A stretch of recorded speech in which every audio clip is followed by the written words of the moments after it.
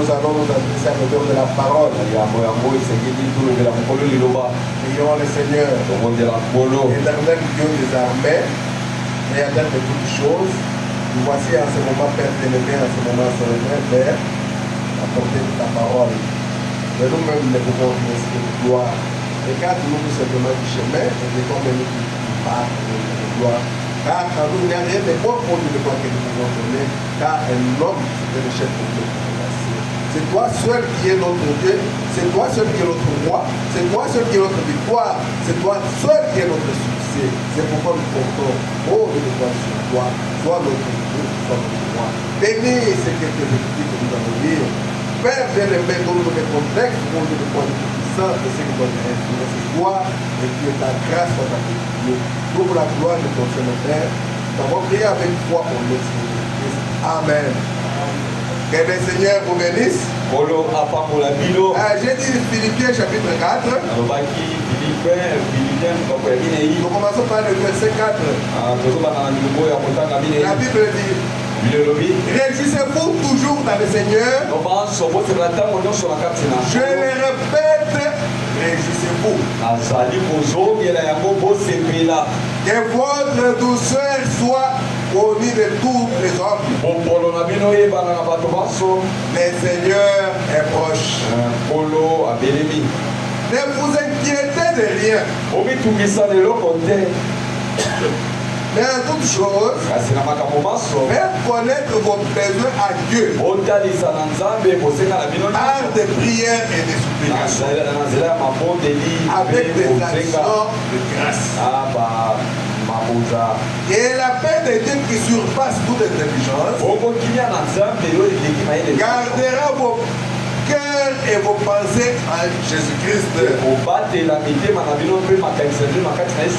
Amen. Que le Seigneur ajoute les bénédictions à la lecture de sa parole. Vous pouvez vous asseoir.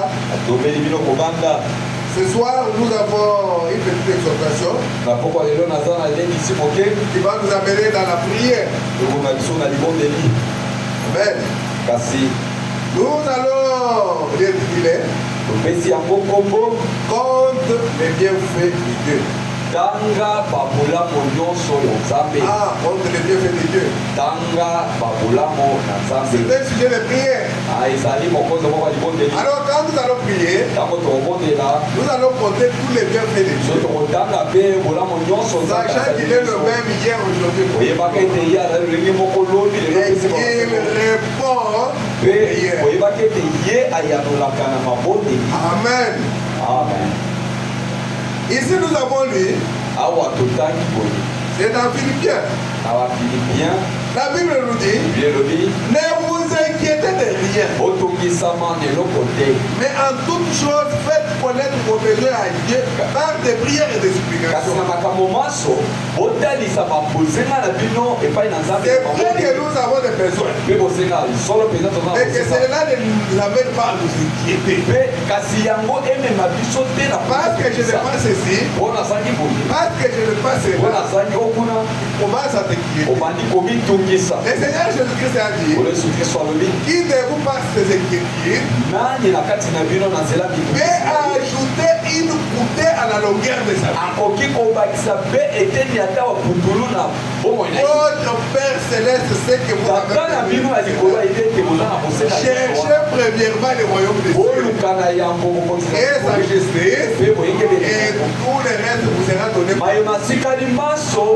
C'est le Seigneur Jésus-Christ qui le dit. Alléluia. Il nous dit de ne pas nous inquiéter. Et on ne peut rien ajouter à la longueur de notre vie. Parce que nous sommes inquiétés. Mais faites connaître vos besoins. Alors, nous allons amener nos besoins au Seigneur par des supplications et des prières. Amen. Amen. Parce que quand tu t'inquiètes, tu oublies tous les bienfaits de Dieu. Seulement le souffle de vie que nous L'oxygène que nous respirons. Vous savez combien on paye ces jours ici à l'hôpital?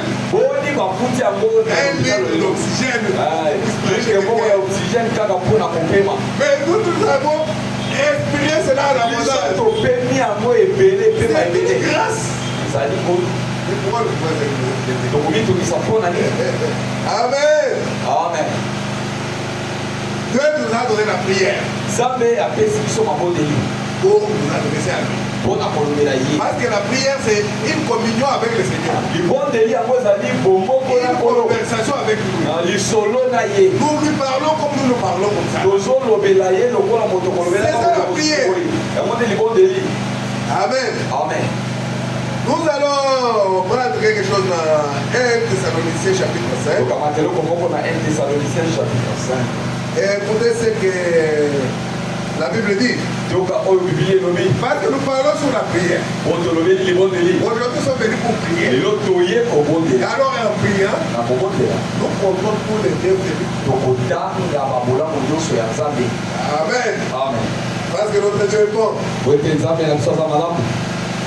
Verset 15. Verset 5, verset 15. Prenez garde que personne ne rende à autrui le mal pour le mal. Mais poursuivez toujours le bien. Soit entre vous, soit envers tous. Soyez toujours joyeux. Ça revient encore. Ne vous inquiétez pas. Soyez toujours joyeux. Priez sans cesse. Rendez grâce en toutes choses. Car c'est à votre égard la volonté de Dieu à Jésus-Christ.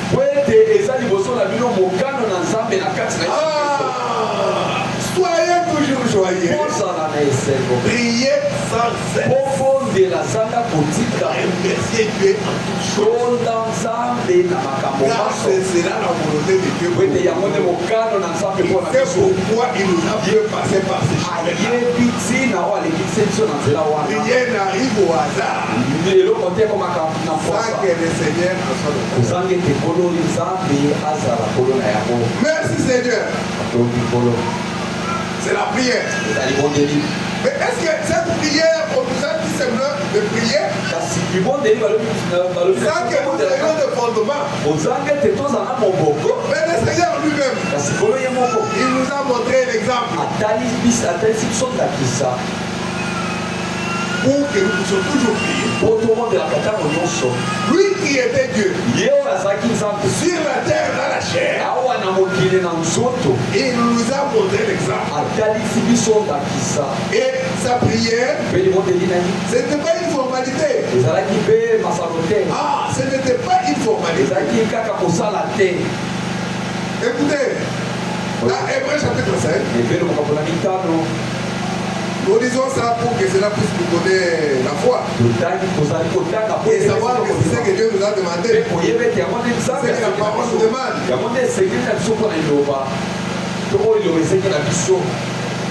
Dieu l'a promis et nous nous croyons. Hébreux chapitre 5, verset 7 à 10. Écoutez ce que la Bible dit. C'est lui qui, dans les jours de sa chair, ayant présenté avec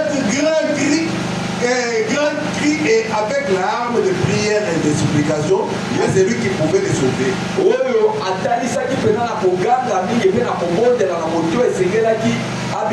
Et ayant été exaucé à cause de sa piété, a appris dès qu'il fut fils l'obéissance par les choses qu'il a souffertes. Et qui après avoir été élevé à la perfection est devenu pour tous ceux qui lui obéissent l'auteur des salut éternel. Ayant déclaré souverain sacrificateur selon l'ordre Melchizedek. Nzambe akomisaki nanga na Nzambe mokonzi kolandisa na moko ya Melchizedeki. Pona nini? Il priait azali kobondela à grand cri, na koganga mingi avec larmes. na kolela. Lui le Seigneur. Ye kolo. Amen. Il nous a donné un exemple. Apesi biso ndakisa Avec les grands cris. na koganga makasi kolela. Frère Madame dit, Ekobana malobi un petit enfant, ete mwana moke pour qu'il puisse faire connaître son besoin, po atalisa mozenga na ye il ne fait que pleurer. alelaka kaka Jusqu'à ce qu'il sera exaucé. lino ete akoyanolama. Et nous sommes les enfants de Dieu. Biso tozali bana na Nzambe Nous ne pouvons que pleurer à notre tokoki Dieu. mpe kolele bana na Nzambe na Avec biso larmes na pinzoli et supplications. mpe malombo. On va dire, oh non, moi je priais. te na mondeli mingi Oh, Dieu ne m'a pas nzambe exaucé. yakolinga te Oh, vraiment. te mpenza Je trouve que ça ne va pas. bamoni ndeti ezali mpenza malamu te Non. te Soyez toujours joyeux. zala kaka na esengo Merci Seigneur. atoni kolo Et priez sans cesse. mpe bombondela zaka Et frère Madame nous dit ekobokana que malobi la prière ete libondeli change même les circonstances. ebongolaka makambo. Ah. La prière, libondeli ça change tout. yango ebongolaka nyonso Même les circonstances. ata makambo mayema kokoma. Et nous lisons un peu Madame dans Jésus s'est donné sur l'autorité de la parole. tokotanga mosalumana na lideya yesu kotelemaka na Au paragraphe 18, il dit, na milongo ya zomi na mwana et il y a une puissance dans la prière. eza na nguya moko na libondeli. La prière peut même changer la parole de Dieu.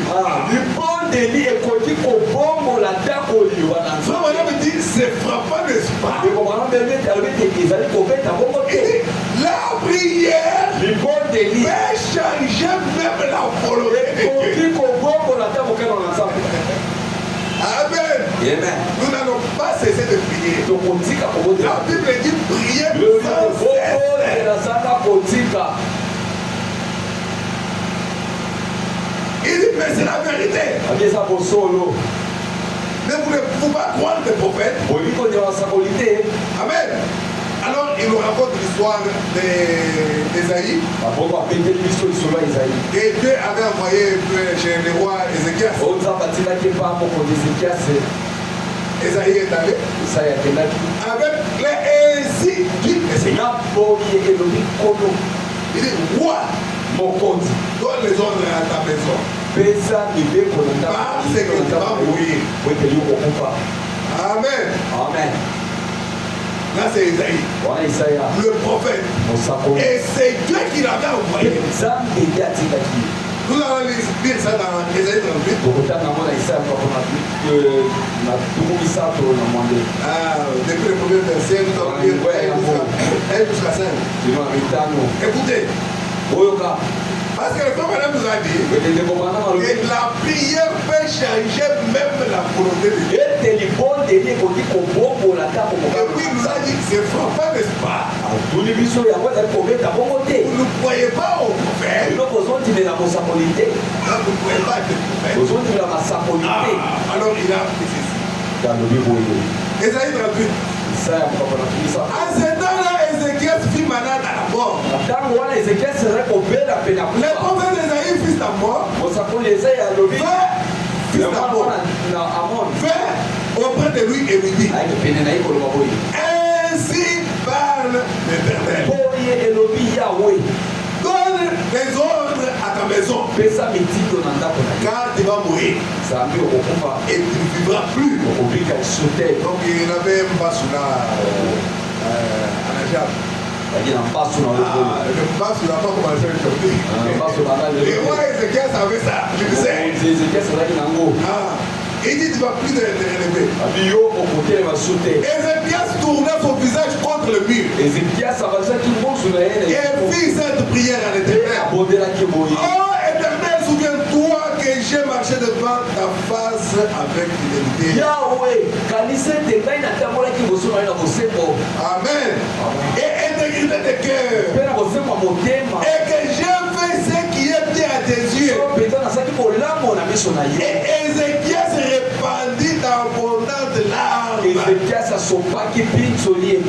Alléluia. C'était sa prière. C'est supplication. Il priait avec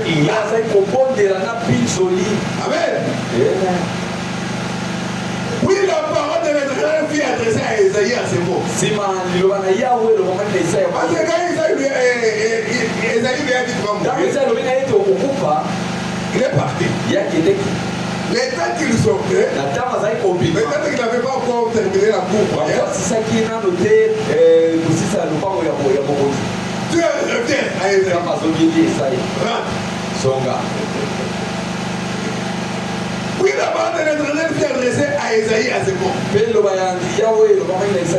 Va et dis à Ézéchias, ainsi parle l'Éternel, le Dieu de David ton père. J'ai entendu ta prière, j'ai mis tes larmes, voici j'ajouterai à tes jours 15 années.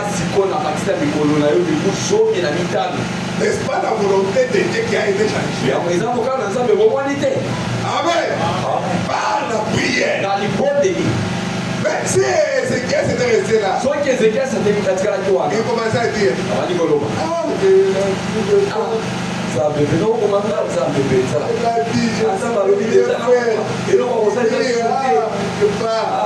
allait partir. Amen. Amen. Mais il a dit Seigneur, souviens-toi de moi. J'ai marché devant toi. Alléluia. Amen. Merci Seigneur. La prière. C'est une grande arme que Dieu nous a donnée. Quelqu'un demanda à Frère Branham, il dit, mais Frère Branham, le Seigneur Jésus-Christ, quand il était en train de faire le service, parfois il s'est fatigué. Une femme qui pouvait le toucher, il disait, ah, quelqu'un m'a touché. De la vertu est sortie. Il s'est fatigué. Amen. Amen. Mais comment se fait-il que tu fais des réunions et des réunions et des réunions? Il y a un secret. Il y a deux frères. Ils n'ont même pas de don. Ils se cachent quelque part. En train de prier pour toi. Voilà la chose qui fait que j'ai la prière.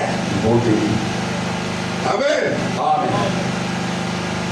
La prédication des vapeurs. Paragraphe 14. C'est là que vous avez quelqu'un m'a dit, je crois que c'était hier soir. Il a dit, Frère Branham, d'où est-ce que cela vient? Comment arrivez-vous à aller de réunion en réunion tout en restant sous l'onction?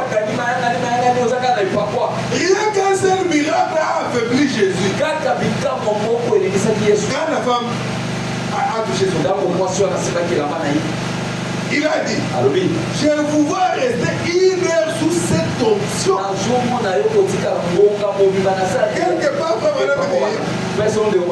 une seule vision avait affaibli les Seigneur. Qu'en est-il? Une trentaine de visions dans une seule soirée. Il dit, un homme pareil devait déjà être dans un asile de fou. Alléluia. Une seule vision, le Seigneur Jésus-Christ était fatigué. Il dit, mais dans une seule réunion, j'ai peur d'avoir même 30, 50 sur les gens. Alléluia. Quelque chose qui n'est jamais arrivé. Ah, écoutez. Il a dit, je vous vois rester une heure sous cette onction. J'ai dit, j'aimerais vous le dire. Voici sur quoi cela repose. Bon, il ne veut pas que je dise cela, le frère qui peut pour moi. Mais mon frère qui est ici, jeune God, Ces garçons ne touchent ni au pain ni à l'eau pendant des jours. Ils gênent et prient. Voici Pat-Tiller qui est assis ici. Cet autre frère qui est assis ici. Ces hommes se couchent sur leur visage. Sans manger ni boire. Quand je suis dans les réunions, priant pour moi. Alléluia. On verra même Paul a demandé à ce que les saints prient pour lui. La prière est quelque chose de très important. Et surtout quand c'est quelqu'un d'autre qui prie pour toi. Et comme on a prié, c'est là qu'il y a de la puissance. Tu te mets là, tu dis, oh Seigneur, aujourd'hui je prie pour mon frère Joseph Kaleta. En tout cas Seigneur, je prie pour lui. Oh Dieu, toi tu connais ses besoins. Oh Dieu. Pendant que lui-même le frère Joseph ne connaît rien. Alléluia. Amen. Il dit, prions pour moi. Voilà d'où cela vient. S'il n'y avait pas quelque chose comme cela, je m'effondrerais. Ce sont là les hommes qui s'inquiètent derrière les rideaux. Les hommes qui prient pour qu'un message puissant soit apporté. Alléluia. Amen. C'est pour ça qu'ils mettent tout de côté. Il se pourrait qu'ils n'aient pas de temps pour faire ces choses. Mais ils font tous les efforts possibles pour soutenir la chose. Alléluia. Ils n'ont pas le temps pour guérir le malade. Ce n'est pas tout le monde qui a le temps là. Chacun a un temps particulier. Mais c'était la prière. Comme André, le frère de Simon Pierre. Madame dit que c'était un temps de prière. Et il priait pendant que Pierre prêchait. André, qui était allé chercher Pierre. Pour lui dire que nous avons trouvé le Messie. Alléluia. Amen.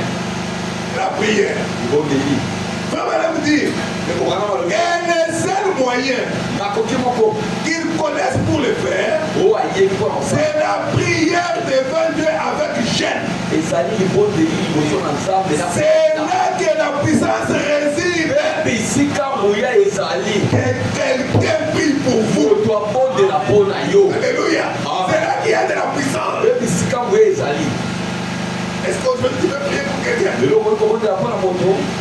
Une sœur ou un frère. Tu laisses faire ton problème là de causer. Tu dis je prie pour celui-là.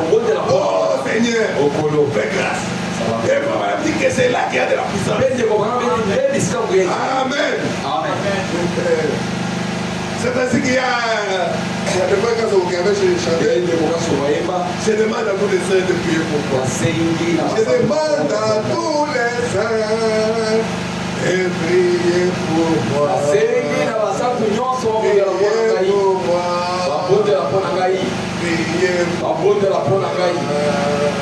Priez pour moi. Alléluia. Amen. Je suis le plus faible. Donne-moi la main. Priez pour quelqu'un. Merci Seigneur. Voilà, il dit, dans la prédication, mon ange marchera devant toi. Il dit ceci. Paragraphe 7. Partie B, il dit, wow, il nous a donné l'arme la plus puissante au monde. Et c'est la prière. C'est la prière qui change les choses. Les chrétiens ne réalisent pas quelle puissance ils possèdent lorsqu'ils se met à genoux devant le Dieu Tout-Puissant. Alléluia. Parce que quand tu es dans la prière, tu rappelles au Seigneur. Toi tu avais dit. Seigneur, toi tu avais dit. Alléluia. Ta parole dit. Merci Seigneur. Il dit, il ne réalise pas quelle puissance il possède lorsqu'il se met à genoux devant les tout-puissants au nom de Jésus. Alléluia. Il ne réalise pas quelle puissance il représente. Si seulement les gens pouvaient réaliser ce qu'il est été donné, ce que vous demandez vous sera accordé. Si vous pouvez vous emparer de la foi, c'est là. Alléluia. Amen. La prière. Seigneur, toi tu as dit, moi je crois. Oh Dieu, Abraham, tu avais dit, tu avais fait. À David, tu avais dit ceci, tu avais fait. Seigneur, je me retrouve dans la même situation. Alléluia. Amen. J'essaie une fois, Seigneur, que je pouvais ne pas être là. Dans un accident. Seigneur, c'était pour qu'aujourd'hui je puisse te parler. Alléluia. Amen. Merci Seigneur. La prière change les choses. La prière. Merci Seigneur. Et écoutez ce que la Bible nous dit. Nous n'allons pas l'aider. C'est une petite information. Ephésiens chapitre 6. Depuis les versets 18 jusqu'à 20. Écoutez ce que la Bible nous dit. Faites en tout temps par l'Esprit toutes sortes de prières et de supplications. Veillez à cela avec une entière persévérance. Et priez pour tous les saints. Alléluia. Priez pour moi afin qu'il me soit donné quand j'ouvre la bouche de faire connaître hardiment et librement les mystères. On dit prier pour moi. Moi aussi j'ai besoin de vos prières. Moi aussi je prierai pour vous. Alléluia. Prions pour les saints. Tu vois un frère et tu vois qu'il est vraiment peut-être pas une difficulté financière. Alléluia. Et il ne se donne pas la parole. Et pour eux, tu vois un frère, il est vraiment assis. Il manque même la bouche. Tu regardes une soeur. Cette soeur-là, j'ai appris qu'il n'a pas la paix à la maison. Tu te mets à genoux et tu commences à prier. Priez pour tous les saints. C'est lui qui te met à l'esprit. Ah, tu commences à prier. Amen. Et vous savez,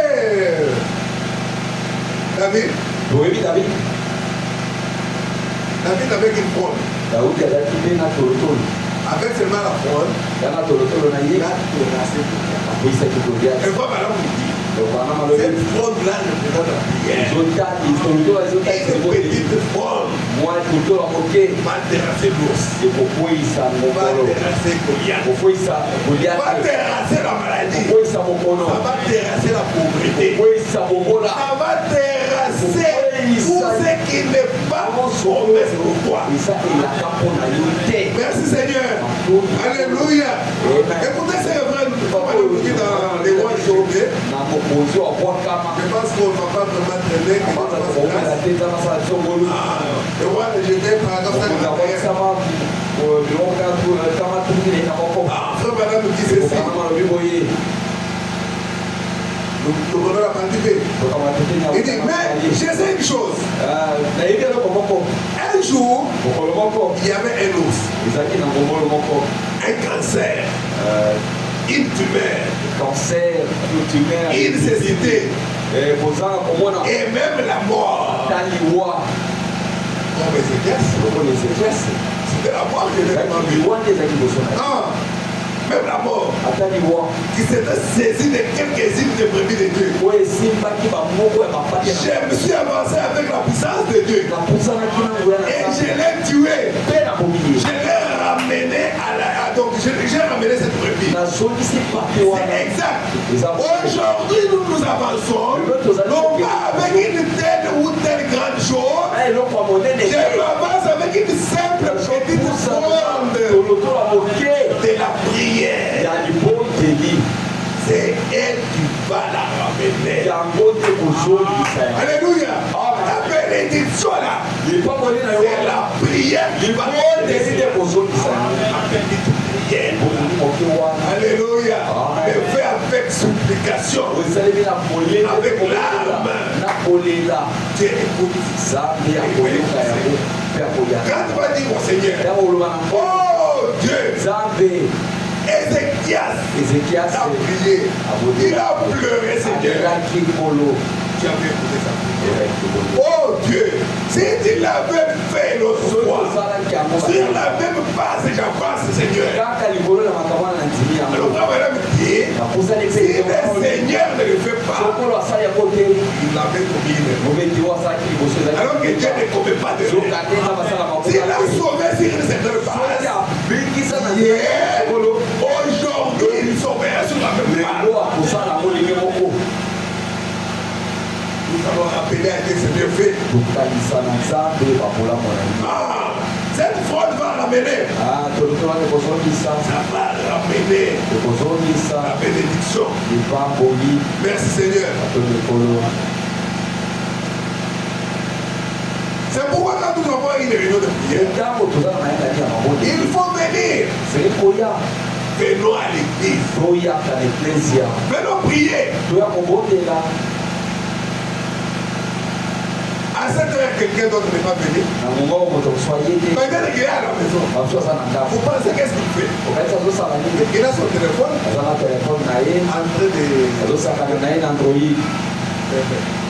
Qu'est-ce que Madame nous dit ici? Écoutez-le. Écoutez-le du 24 mars 1958. Paragraphe 27. Madame dit ceci. Eh bien, je vais vous mettre tous ensemble. Vous qui restez à la maison, les mercredis soirs, pour regarder une espèce de film vulgaire. Maintenant, c'est dans le téléphone.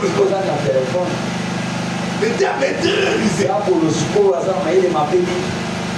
Il sait que nous n'allons pas au stade. Mais il va au stade, il nous met ça à la maison. C'est ça le diable. Alors quand il a su, il y a des gens ici, pour la plupart ne veulent pas de cette histoire de la maison. Il a mis sa maison dans le téléphone. Ça c'est le diable. Eh bien, vous qui restez à la maison, les mercredis soirs, vous regardez une espèce de film vulgaire qui lave nous avons souci. Et de menace et autres. ou quelque chose comme cela, et vous ratez la réunion de prière, cela montre de quoi vous êtes faits tous deux.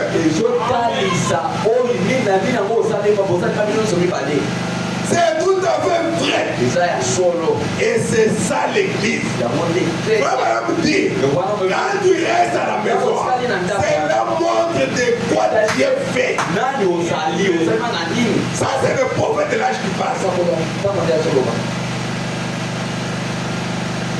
Tout ce là est pas de dire là. Vous voyez ce qu'il dit juste au-dessus. Alléluia. Qu'est-ce que frère madame nous dit là?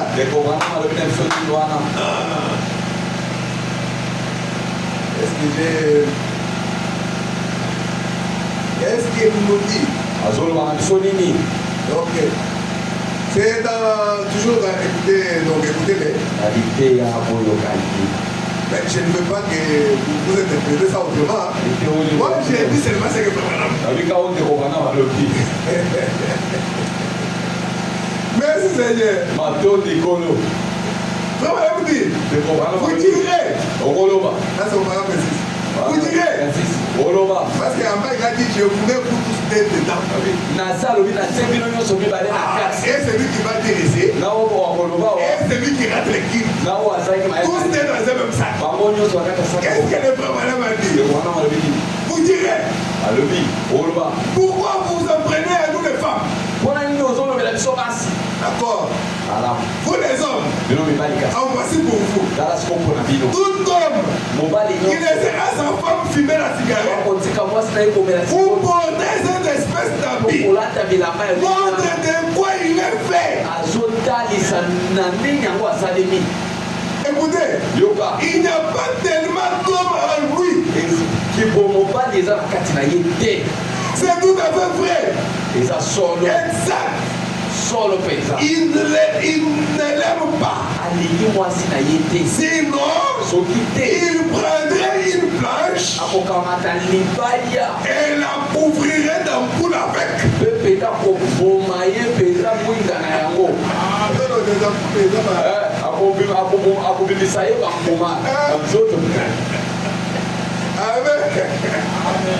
Moi, je l'ai guéri. Vous avez pensé qu'il est en train de blaguer. Écoutez, il dit, sinon il prendrait une planche et la couvrirait d'ampoule avec. Vous savez que c'est la vérité. Eh bien, je ne dis pas cela pour faire le malin.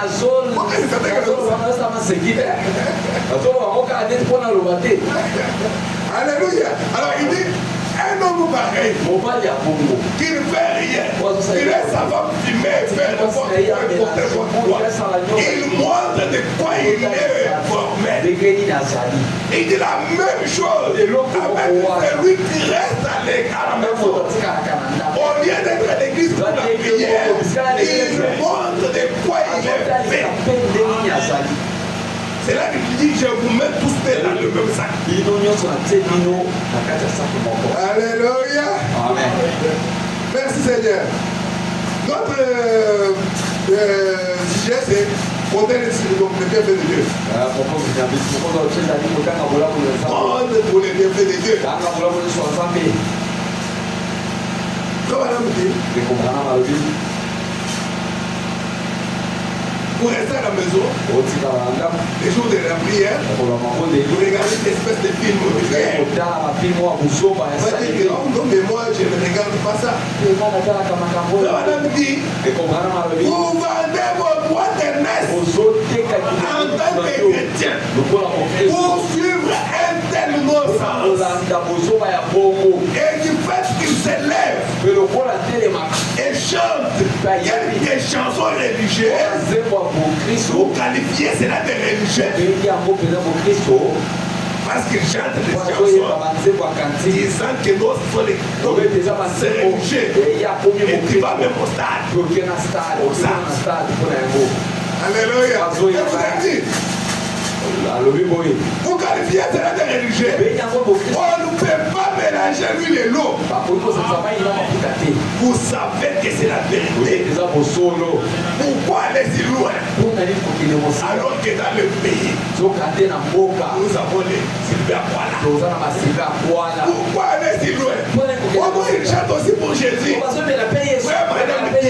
Vous pensez parce qu'il a chanté comme ça que c'est quelque chose? Non, la vérité est dans le message. Apportez-lui le message. S'il ne croit pas, vous savez que l'esprit est là. Alléluia. Amen. Merci Seigneur. Prions les uns pour les autres. Tu vas te mettre aujourd'hui debout. Tu vas dire, oh Seigneur, c'est vrai que j'ai des problèmes. Mais aujourd'hui, j'apporte ma prière